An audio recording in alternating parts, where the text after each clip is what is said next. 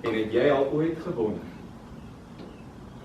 wat gebruik God om volharding en deursettingsvermoë by ons te kweek?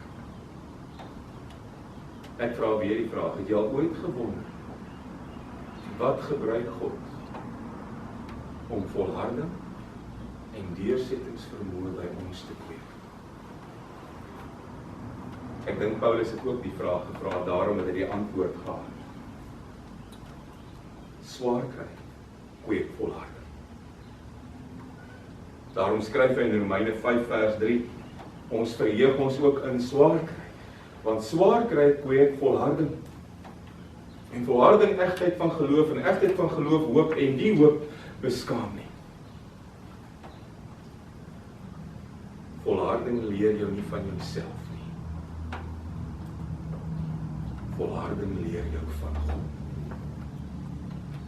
Sy krag, sy genade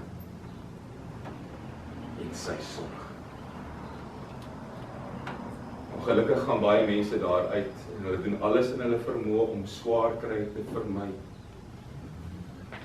En as mense wel swaar kry, wonder hulle wat het hulle gedoen om dit te verdien of hoekom bly hulle in hierdie swaar kry. Maar ek en jy is nie hier geplaas om swaar kry te vermy nie. Ek en jy is hier geplaas om die Here se lof te besing in elke omstandigheid. Jy's ook in swaar kry. Daarom verheug ek my in swaar kry, want swaar kry kweek volharding. En volharding leer my van God. En nou wil ek op hierdie stadium by jou weet, wat vul op hierdie oomblik jou gebede? Waarvoor bid jy, waar niemand kan sien en die wêreld nie kan hoor nie? Bid jy dat die lig vir iemand opgaan? Bid jy dat iets sal gebeur? 'n stuk uitkoms vir 'n seer wat jou lewe vol het?